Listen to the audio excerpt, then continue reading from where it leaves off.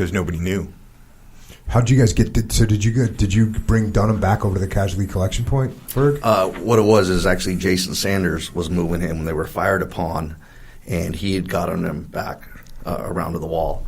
But I can't stress enough because I just passed the first headlight of the vehicle when it exploded, and it's absolutely amazing. I thought I had 3 KIAs on my hand because the amount of concussion that I felt, and I had the vehicle between me and just reverberating off the walls and that. And it even says in the book, you could feel how hollow your chest cavity is.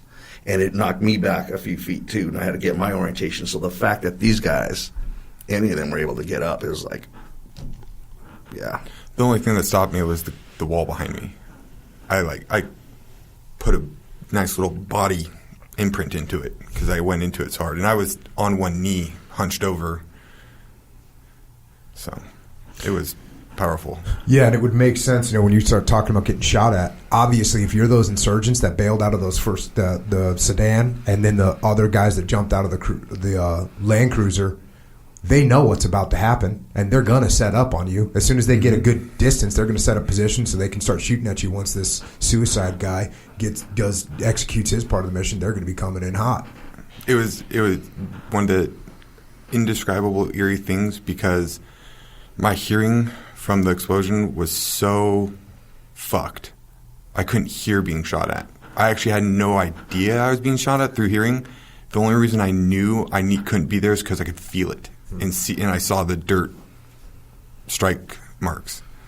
Same with you, Bill? I didn't see anybody shooting, and it just baffles me because I stood up and I walked back towards Staff Sergeant Ferguson, and they're telling me now that I walked through bullets. And I had no clue. I couldn't hear anything. It was ringing. I got slapped in the face. It felt like I got slapped in the face with a shovel. And whoever did it got a full swing with that shovel. Yeah. Because I can't explain it any other way. It was just, you got hit with a shovel in the face. They were almost like walking zombies, obviously, because of that concussion and that. And then Miller's like, it fucking hurts. And I'm like, you're going to be all right. And I could tell the way they were holding their arms and which arms were hurt and which arms were damaged. And then I could see some other visual wounds. And I'm just like, hey, you're going to be fine. We're going to get you back there. What about your brachial artery being hit? How bad is that bleeding? Oh, it's like a waterfall going down my arm. He puts his arms up and goes, fuck. Well, all 3 of my nerves in my left arm were damaged. I have a high bicep. So I had no function from my shoulder down. I couldn't move my fingers, couldn't bend it. I also had no feeling because your nerves tell you when shit hurts. I'm getting buddy aid. And I'm like, Hampton's like, his left arm. I'm like, no, my left arm's fine. My right arm hurts. And they're like, no, your left arm. And all of a sudden I just look and my cammy's red. And I'm like, it's like somebody took a water bottle and is holding it on your shoulder and it's just flooding down. I watched it. Just watched his cammy's just soaked. And then I was like... I actually got hit in both brachials because I lifted my right arm up after he cut my sleeve off and it was a squirter. So I ended up getting tourniquets on both arms. And while Sergeant Reynolds was doing that, was Reynolds? No, Reynolds buddy aided me. Okay, and then I self-aided my leg, and then I think he helped me with my arm. But I self-aided my leg while he was doing that with Miller, and then I had to pee. Then he had to pee. Not as serious as the rest, but things you could worry about after you get hurt don't make any sense. Bill and I both took off our watches because we didn't want him to cut it off. I was pissed off because I hadn't showered in 30 days, and I'd showered the day before, so I was wearing clean camis. They took my blouse off, they ripped it, and all the buttons went off, and my first thing was, motherfucker. I looked at Bill, and I told him, I was like... I cut my boots off. I was pissed about my boots getting cut off. There's laces. Cut the laces. Pull them off. I want those back. No. I looked at Bill, and I told him my mom was going to be pissed. You were probably right about that. Oh, she was. But it's amazing what the mind can do. I'm sitting there with both my brachials damaged, 2 tourniquets on. I've lost units of blood. And I'm worried about the most trivial things because, again, I'm a 21-year-old who thinks I'm pretty invincible, but it fucking hurts right now. How long did it take to get the Casevac going, Ferg? They were there in a matter of minutes.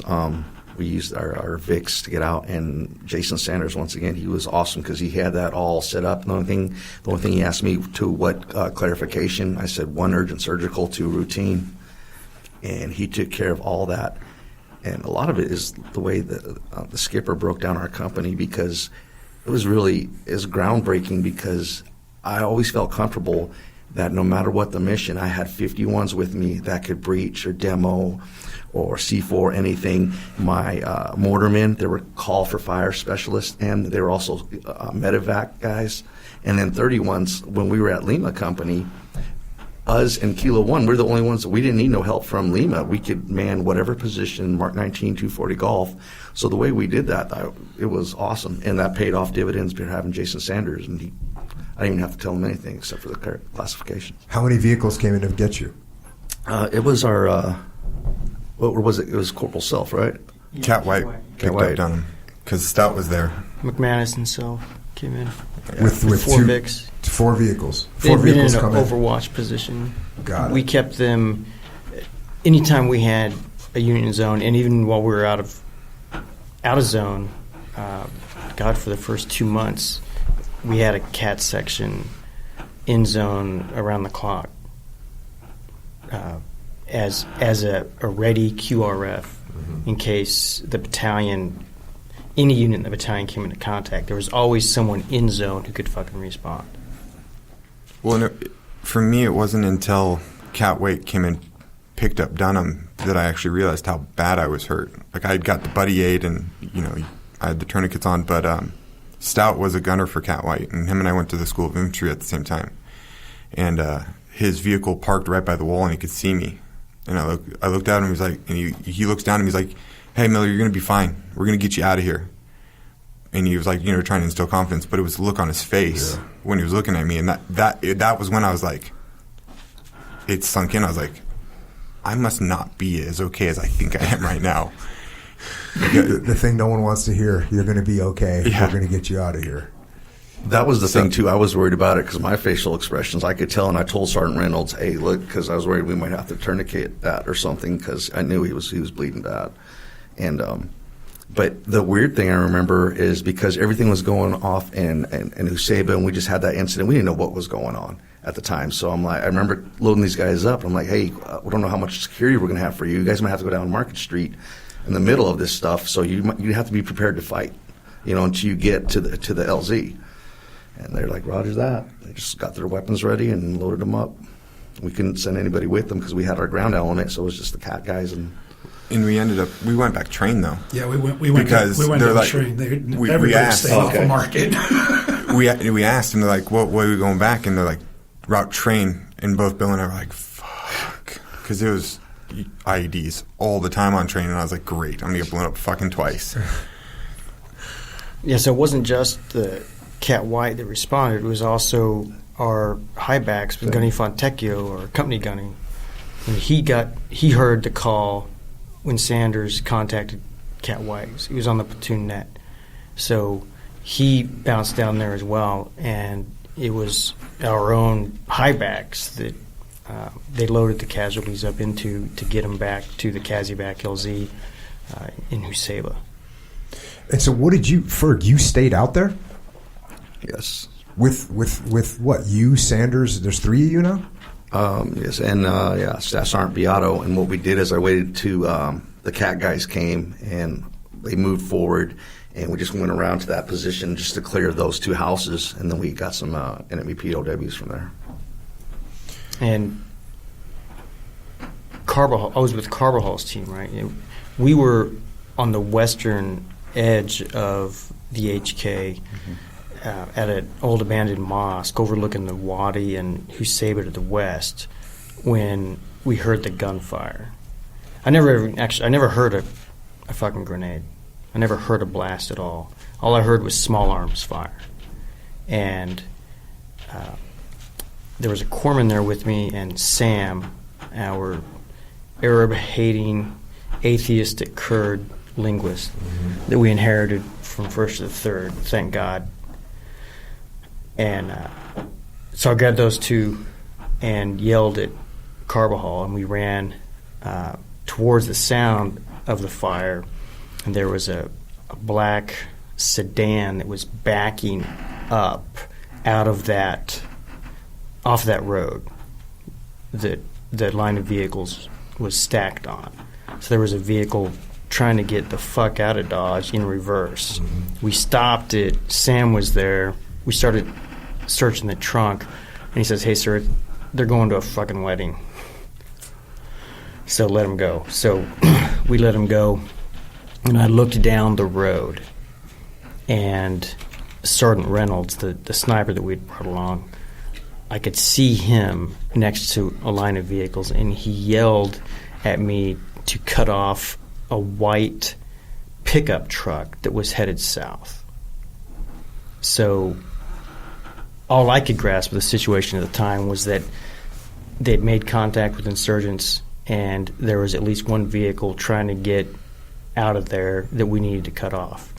So I grabbed Carbajal, who had gotten to where we were at that sedan by that time, and we pushed all the way south to the train tracks. As we were pushing south, we saw Cat White racing from the direction of East End and Huseba, just across the Wadi. They were flying east beneath the train tracks. And we didn't. I had no comms. I had no fucking radio comms. So I still had no clue that was your boys being Casavacked. Correct.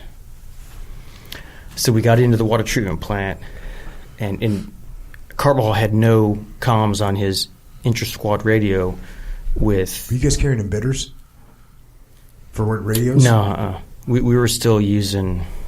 PRRs. Yeah, PRRs at that time.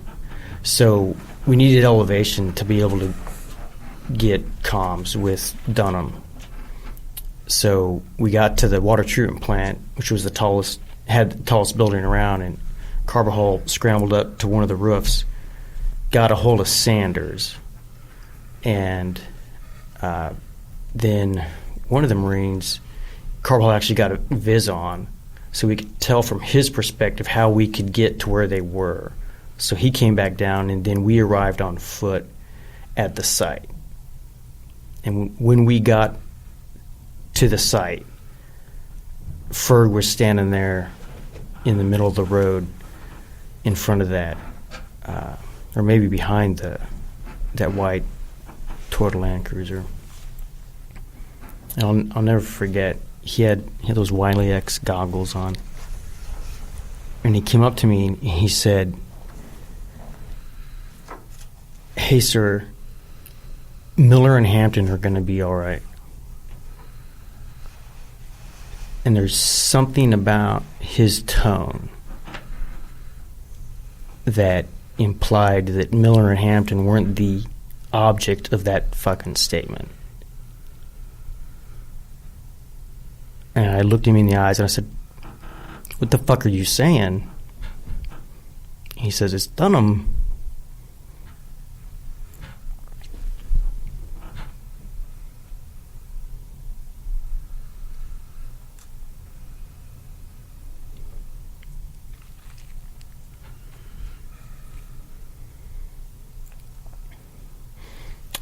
So I did a largely unpopular thing and said, "We got to clear these fucking houses." So I stood post on top of one of the buildings while these guys cleared out the rest of the houses in the vicinity.